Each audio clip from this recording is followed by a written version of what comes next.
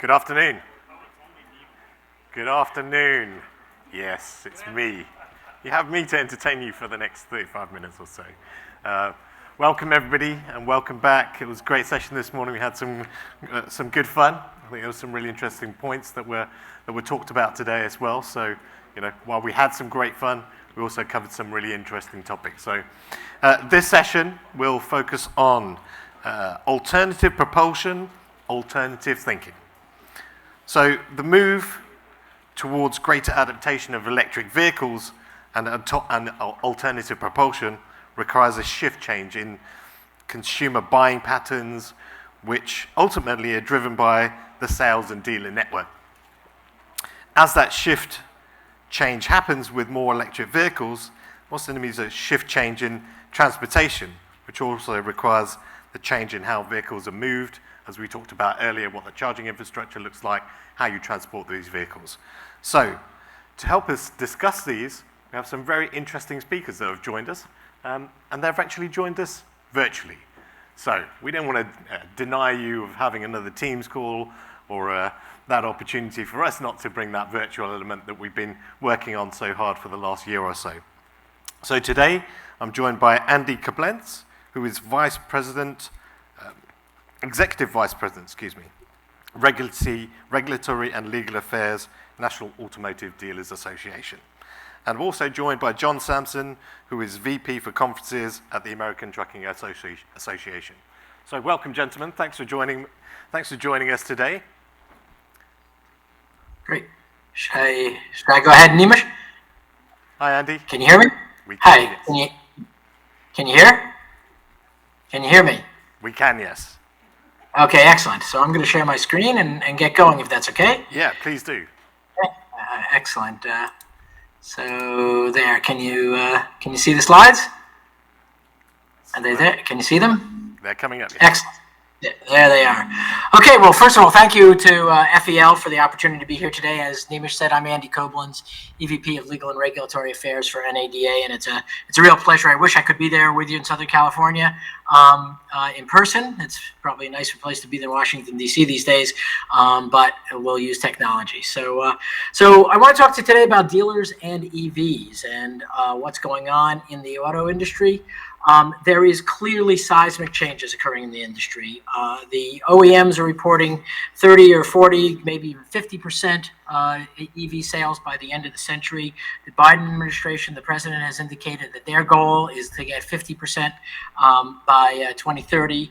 And so that brings up the question: where are the dealers on EVs? Where are we? What are we doing? And how do we feel about EVs? And I can tell you, I can summarize where the dealers are on EVs in 3 words. The first 2, we're all in, and the second, we are essential. So let me expand upon those a little bit. Let's see. This is why is my? There we go. I'm sorry. So the narrative is that dealers are all in on electric vehicles. The dealers are making the investments, massive investments, in EV tools, equipment, charging on their showroom, on their lots. You just have to look at the Audi dealers. You have to look at the Cadillac dealers, and you'll see that they're making big investments. They want the sales opportunities that come with EVs. They're excited about it, and they're really ready to go. And if you want more information, I put up our advertorial that we ran in Automotive News.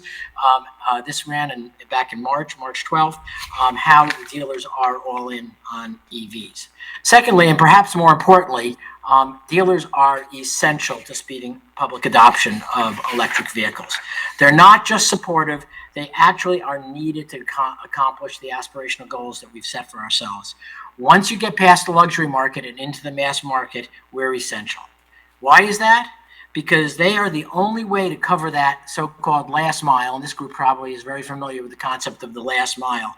The OEMs are going to engineer and build spectacular new EVs for everyone to buy that will meet the needs of the public, but nothing is accomplished until those customers come in and either buy or lease them.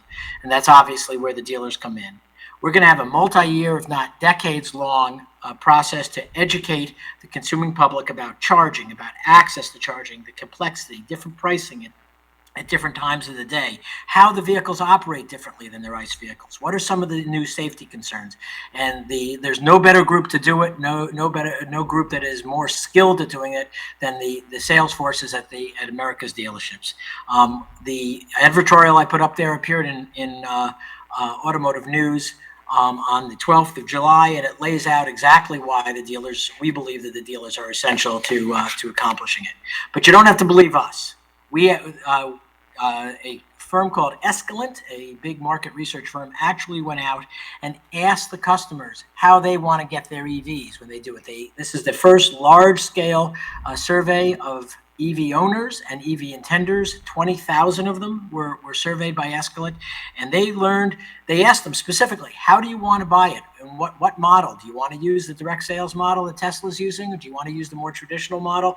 And overwhelmingly, these people said that they want to acquire their EVs the way they've acquired their cars for 100 years from franchise dealers. And even the Tesla buyers who had gone through the Tesla experience were only half of them said that they wanted to continue that way, and the other half said, having experienced that, they really would prefer the more traditional model. So that's the short answer. The dealers are all in. We're essential.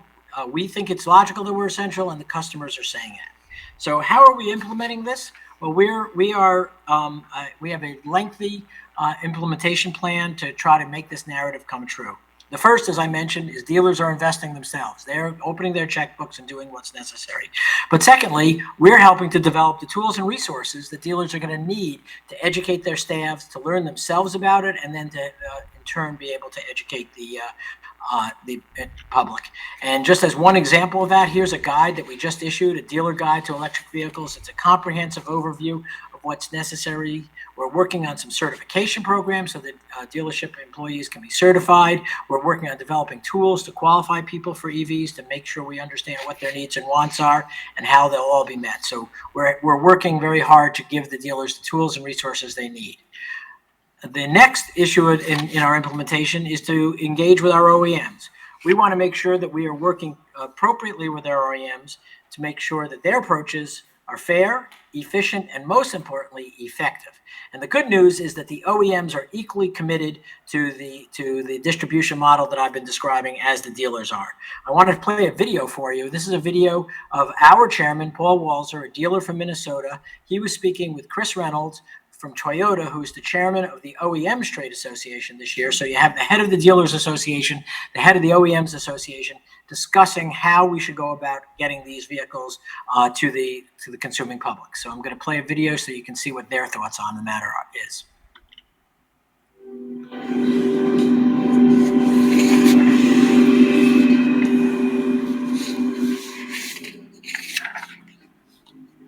Well, you know, the Biden administration has this super ambitious goal, which we all believe in, to by 2030 transform how cars operate from mostly an internal combustion-based powertrain to electrified vehicles, be that plug-in hybrid fuel cell or full-on battery electric.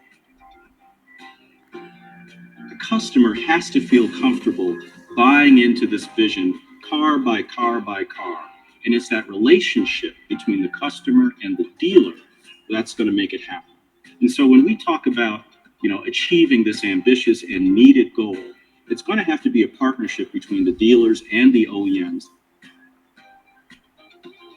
If we are going to achieve these very bold goals from the Biden administration, 40 to 50% electric products by 2030, this is going to take all hands on deck.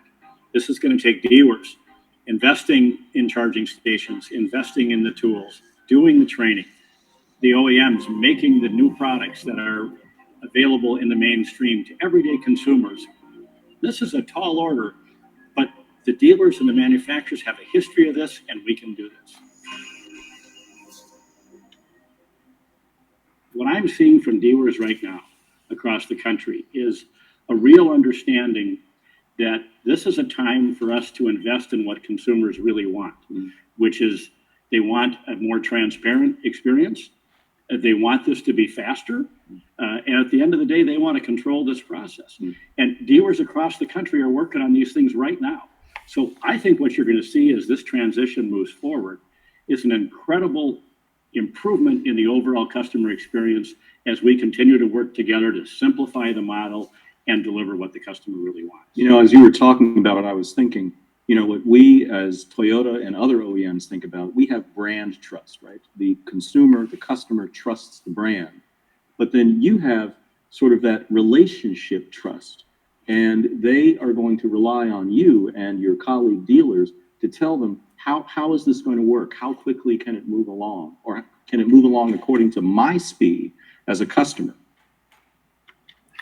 So there you have the nature of the relationship, the commitment on both sides of the aisle here with the OEMs and the dealers, that the dealers are the path to get the EVs out to the public. So we have all of our private sector ducks in line, where the dealers are making the investments, the association is getting them the tools and resources they need to do it.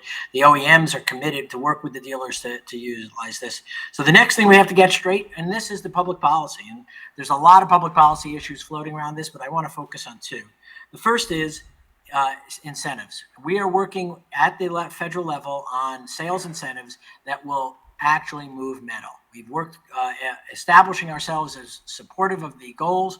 We are working with Congress to make sure that literally the cash is available in the showroom, because the dealers know that's what moves the metal.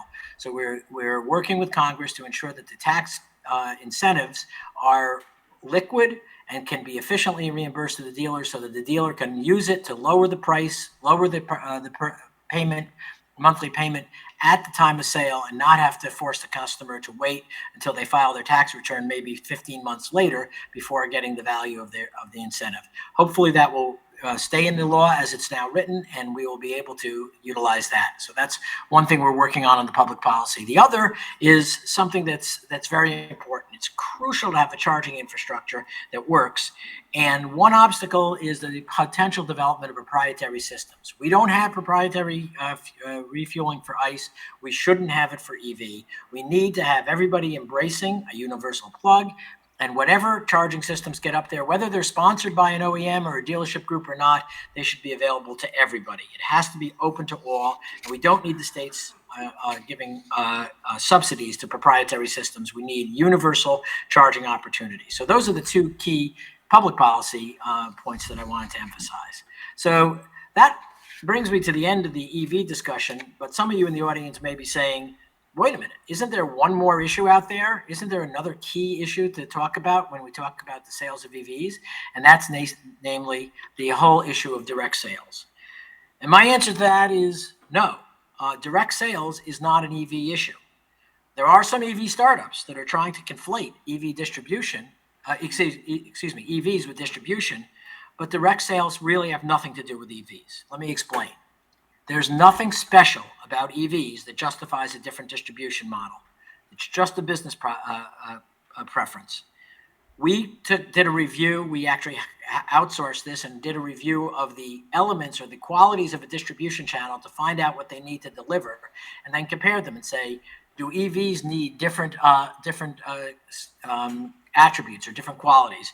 And the review of the 12 key attributes showed that EVs and ICE vehicles need the same thing from a distribution channel. In fact, if anything, EVs need more of what we have today, not less. So what about that 800-pound gorilla in the room? Andy, if you say that dealers are essential and that EVs and distribution have nothing to do with one another, how come the one guy who sold more EVs in the history of the world doesn't use dealers? And the short answer is we think that what's getting conflated there, it's another conflation, is we're conflating the customer and the vehicle.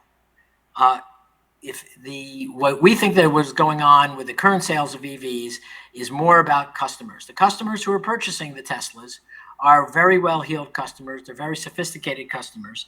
They don't need financing. They don't have trade-ins. They're not fixated on the monthly payment. They're not acquiring their vehicles the way that the mass market acquires their vehicles.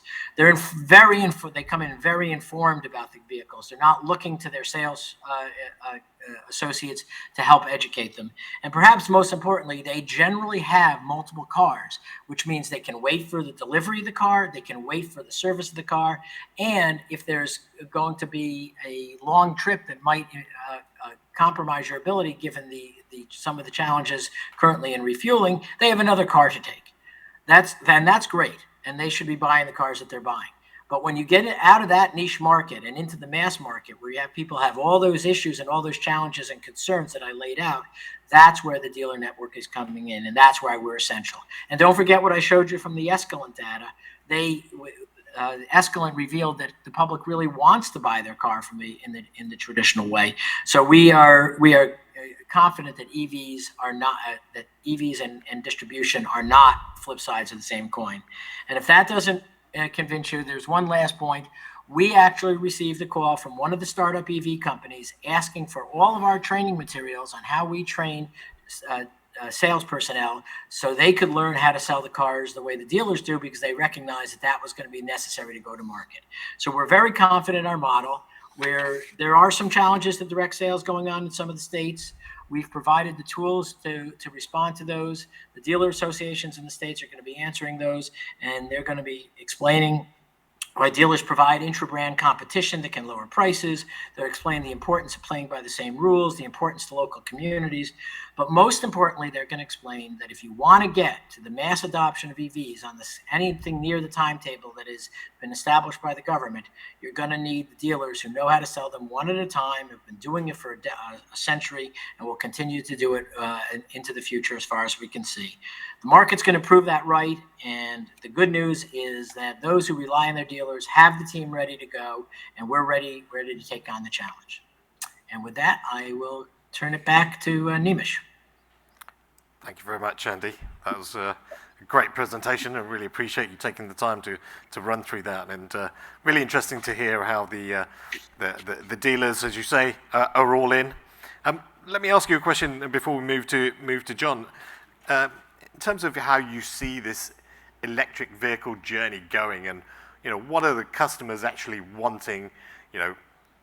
There's naturally fears around range anxiety, changing anxieties we talked about before.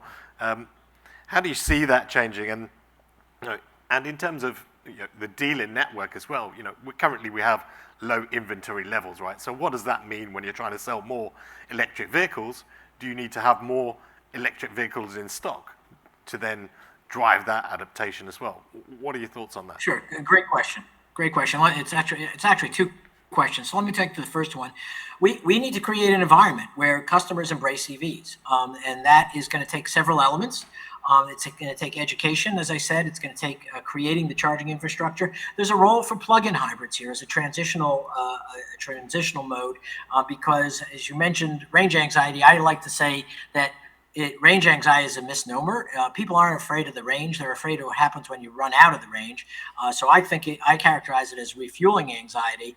If you expand the battery capacity of a vehicle from 200 miles to 400 miles, you've cut down the number of times that you're going to reach that anxiety, but you haven't eliminated it.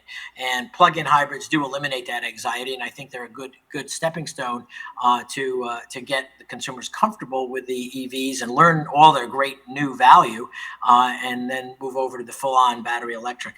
But you're absolutely right that people want choice. I mean, cars are really important in people's lives, and they do have different attributes, and people have emotional, personal relationships with their vehicles, and the colors matter, and all the items that come with the car matters. It's not like buying your refrigerator. I don't have a personal relationship with my refrigerator or my computer, but I do with my car.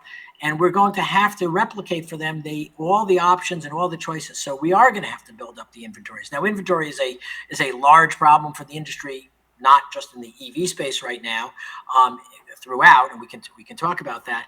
But to get to broad adoption, we're going to have to give the consumers the vehicles that meet their wants and needs, and those wants and needs are all over the lot. And we're going to have the choice and the education that goes with it. So we have a big job in front of us, but we're excited about it, and we know the OEMs are coming through. They're gonna, that's the other big radical change.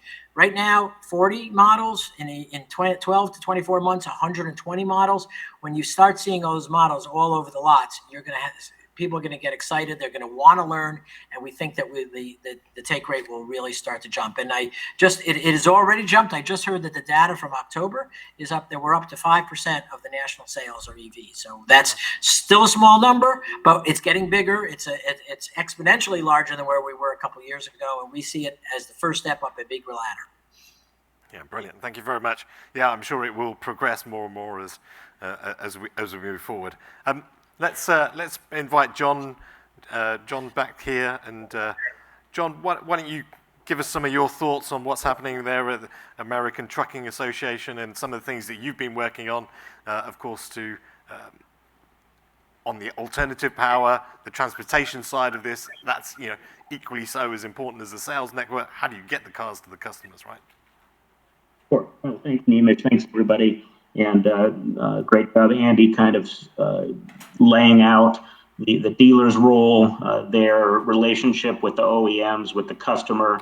And throughout this process, I just want to add or include one more key component in that, and that is definitely the transportation of those vehicles from a rail yard or a manufacturer direct to the dealers in order to make sure they have the availability of the vehicles for the consumers.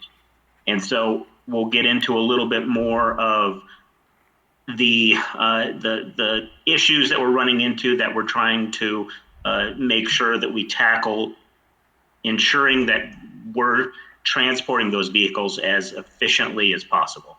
But prior to that, I want to look at really the infrastructure side, both from a concrete roads and bridges infrastructure to what we heard Andy talk about with the electric infrastructure as well.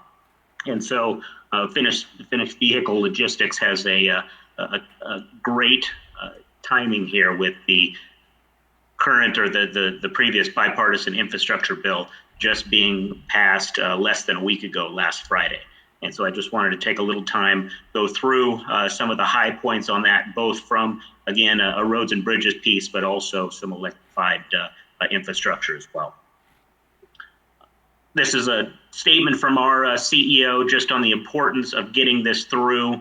There was a lot of people that were concerned about some sections within the Infrastructure Investments and Jobs Act, but overall, it really did include a significant amount of funding, which we always know is a big issue for any sort of infrastructure or highway bill.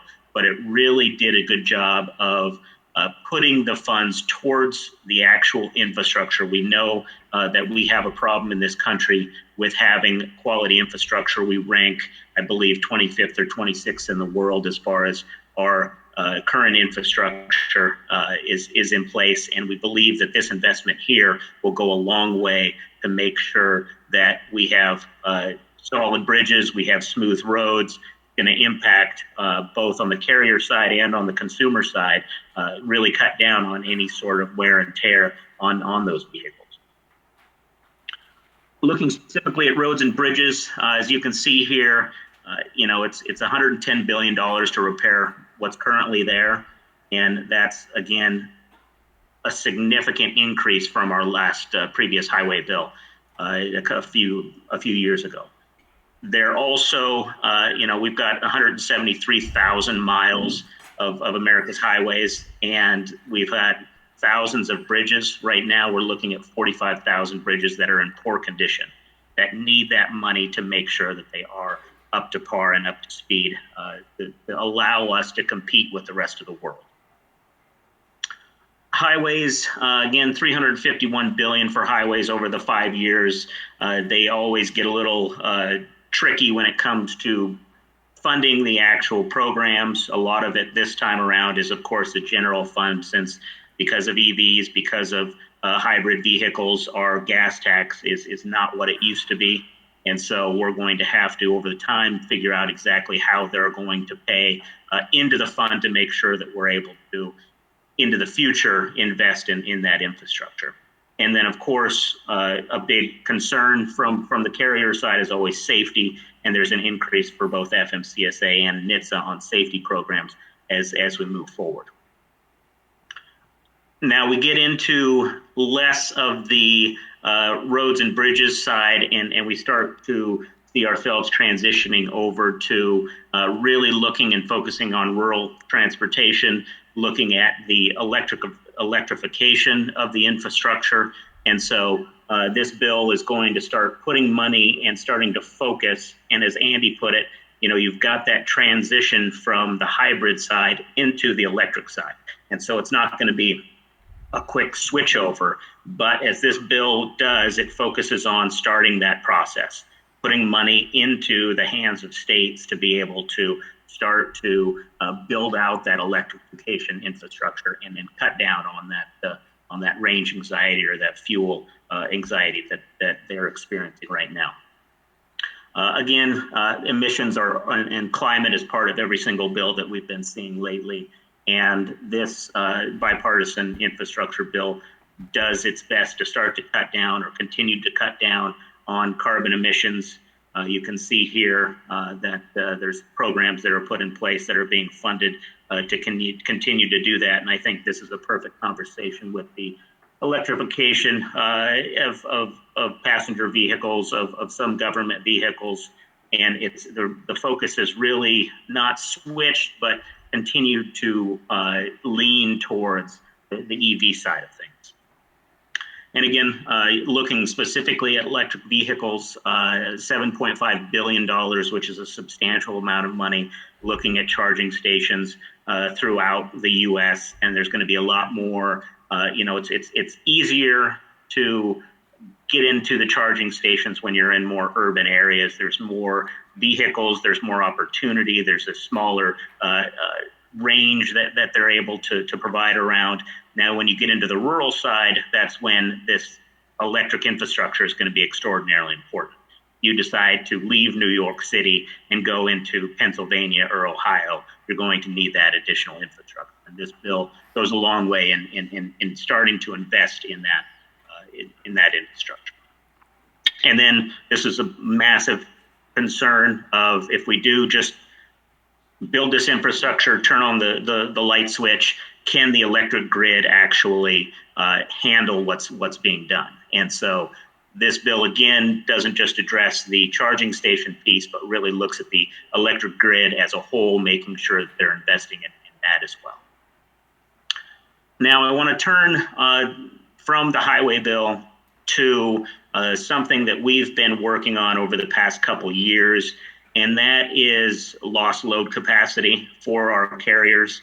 If they want to increase electric vehicles, eliminate or reduce emissions, then the best way to do that is, from a carrier standpoint, is to be able to handle and haul those vehicles as efficiently as possible.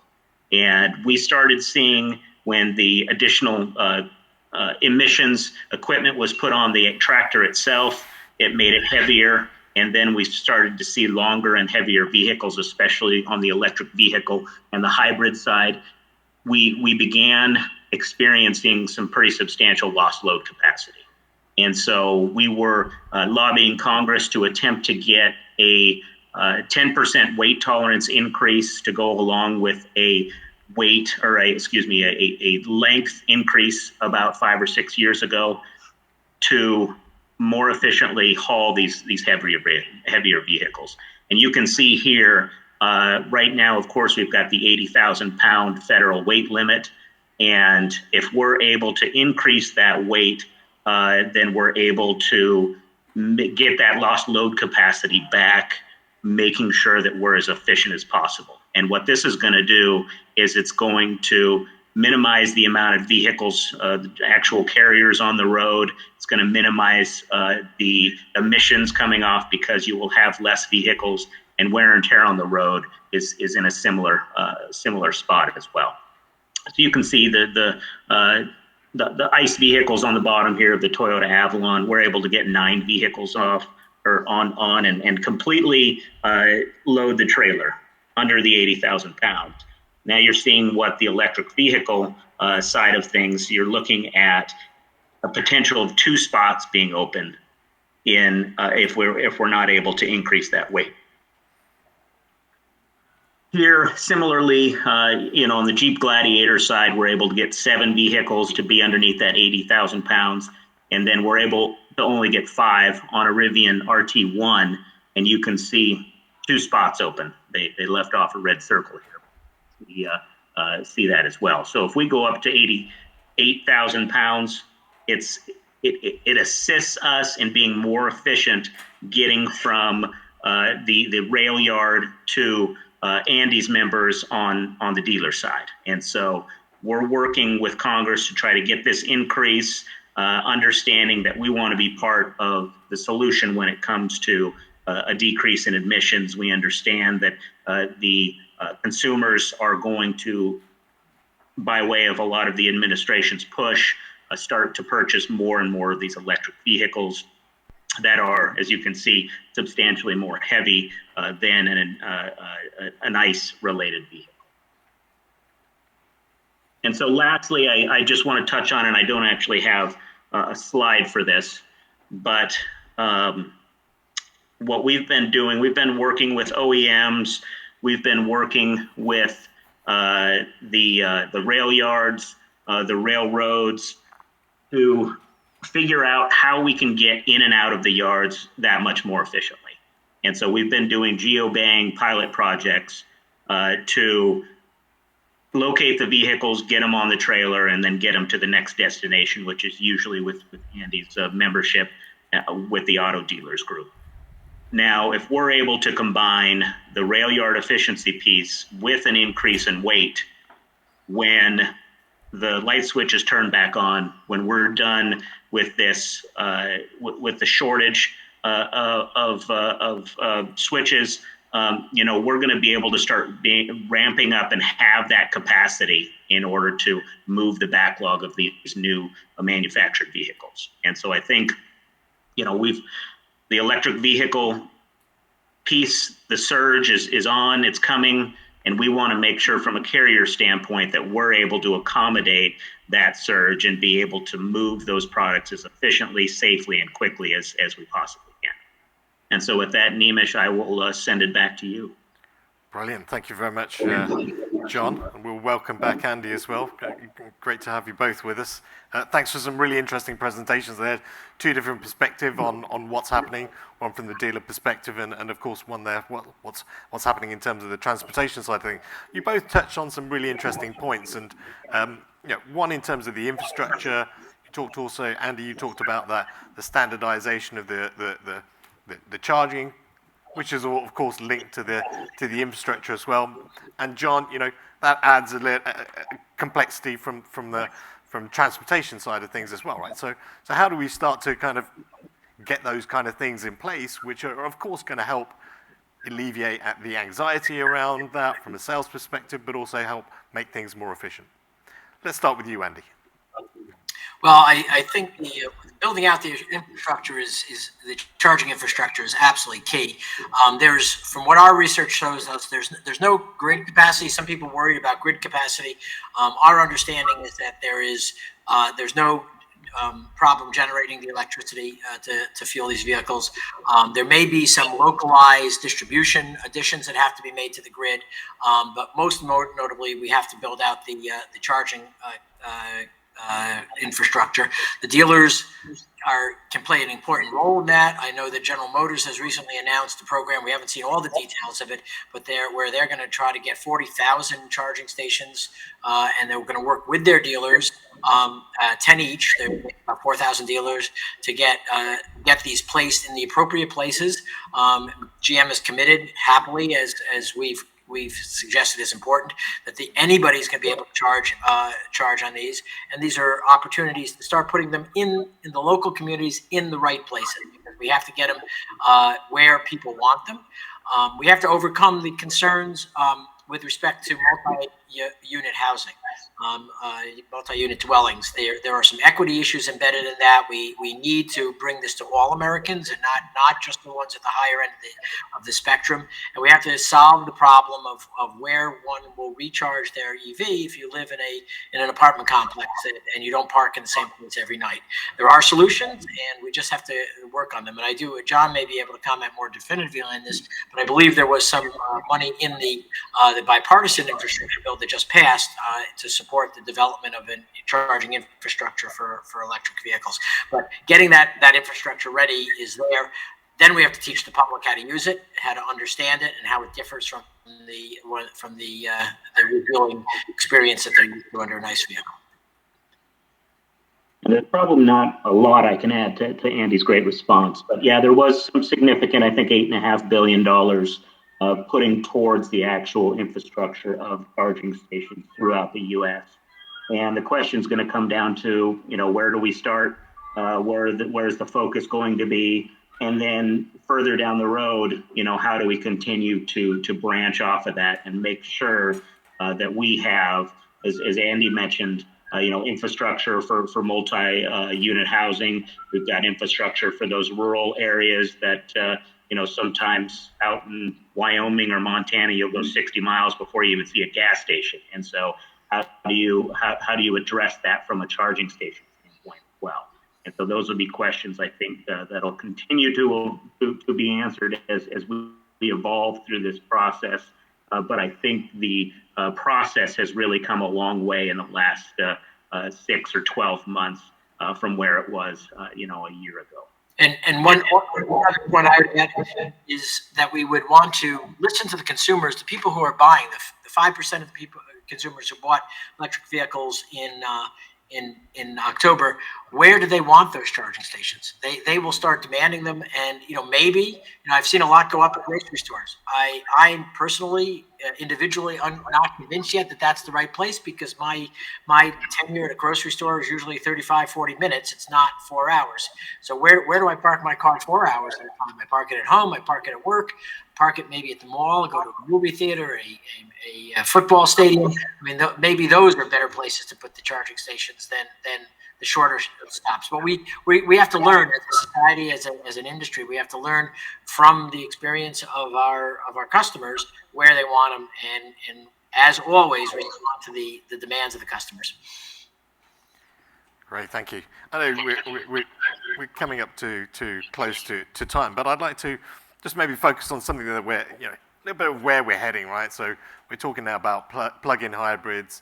We're talking about battery electric hybrids, but there's also, from a trucking perspective, there's a lot of testing going on around fuel cell vehicles. John, from a fuel cell perspective for truckers and having that as a powertrain option to transport that as we kind of take this drive towards sustainability, how do you see that adapting? And then, Andy, equally for you, what's that journey down the road as well, right? When you've got all these different variations as well. So, John, why don't you talk about how that kind of sustainability model looks like when you're talking about electric trucks and fuel cell trucks? I think it's definitely something that is the conversation has started, the technology has started. We're quite far behind when it comes to passenger vehicles, but we have seen a lot of those electric test vehicles. One of the concerns, again, we'll get back to infrastructure on that, ensuring, we're not a passenger car, a lot of us, as far as truckload carriers are going across the U.S., and you have that infrastructure in place to be able to charge up. The other piece to this is the weight piece. So we've got that 80,000 pound ceiling. And as we've seen the increase on passenger car vehicles as far as weight is concerned, we're going to see the increase from a larger truck. And so if that truck usually weighs 40,000 pounds and now it weighs 60,000 pounds, then the amount of product that it can actually move is going to be minimized substantially. And so we want to make sure from a carrier standpoint that as this industry evolves, the regulations that oversee the industry evolve as well. And so, it's just a small example of what can happen to the industry from an auto carrier standpoint. If your product that you're hauling increases, then your ability to carry the larger amount of product is minimized. And so that's something that we're working closely with a lot of the manufacturers on, just to make sure that when we do come to fruition, that we're not going to just have a lot of electric trucks that are hauling 10,000 pounds worth of product. And so that's kind of we've got to see that evolution, not just on the electric side, but on the regulation requirement side. So from our perspective on fuel cells and Neemish, We are in all of the above organization. We see fuel cells as a great potential as well. And by the way, fuel cells is not a new technology. For those of you who are like me, like the movie Apollo 13, you might remember that rocket ship was fueled by a hydrogen fuel cell back in the 60s. So we've known how to propel things using hydrogen. It's just that we don't have the ability to replicate it out and to scale it up on a massive basis yet, and particularly we don't have the infrastructure developed yet. The one great thing that hydrogen has going for it, apart from its sustainability, which is obviously is that it refuels just like we're used to on ICE vehicles. We actually, if we were talking more about fuel cells than we are about EVs, you wouldn't have that big educational hill that we have to climb with that. But that infrastructure doesn't exist yet. Long term, I see hydrogen playing a very, very major role in the powering of vehicles. I think we'll have multiple powertrains 50 years from now.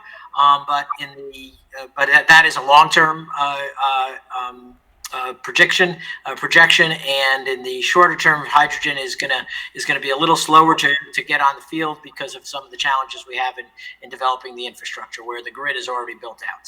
So definitely part of the long term future of personal mobility, but not so much in the near term. Wonderful. Thank you very much. I think we're evolving. We continue to evolve in multiple different directions. There's still a lot of work to be done around electric vehicles, the transportation network, the sales adaptation. Clearly there's an important issue around this as well, is that we need to reduce emissions and build a sustainable transportation network, and that's the important factor here, right? It's going to take some time. Like you say, we're all in, right? Right, and it's an exciting time to be in the industry. It's an exciting time to be at the cusp. I'll look forward to telling my grandchildren, they get a little older, that I was there when the industry pivoted and the industry turned, and it's really exciting to be part of this, and it will be making for a better future. Absolutely fantastic. Thank you, gentlemen, for joining us, and a big round of applause from here, everybody in the audience.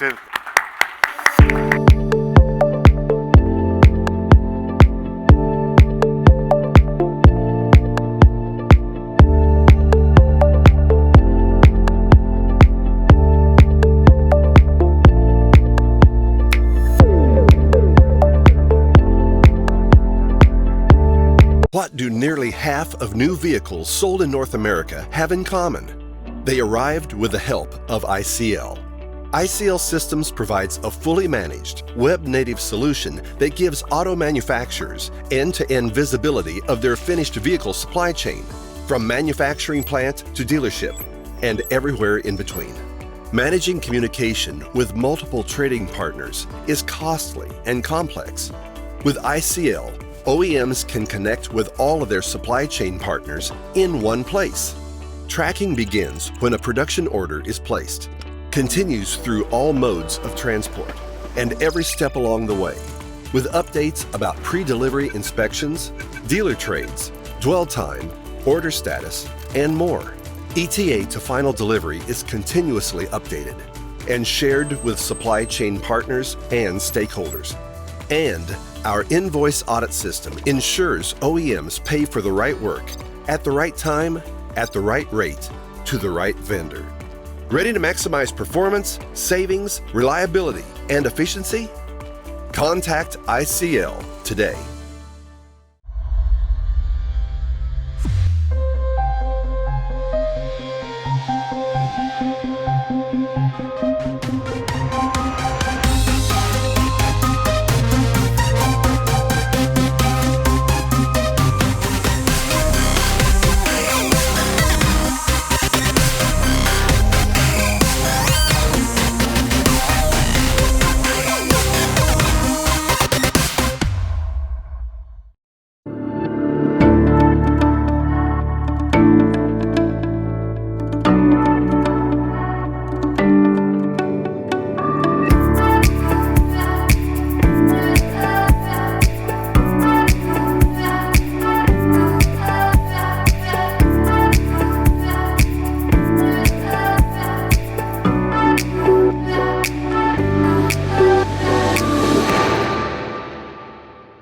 At Trinity Rail, we are committed to delivering goods for the good of all. Our products and services play an important role in delivering essential goods that keep the economy moving and enrich the lives of people and communities throughout North America. As the premier provider of rail transportation products and services, we provide the innovative solutions and trusted expertise you need in today's challenging business environment. No matter what your business requires, we're here for you. Learn more at trinityrail.com.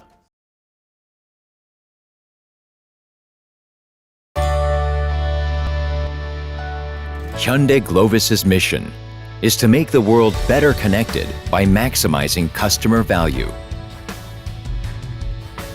Every day, we are making the world an ever smaller place and increasing customer value.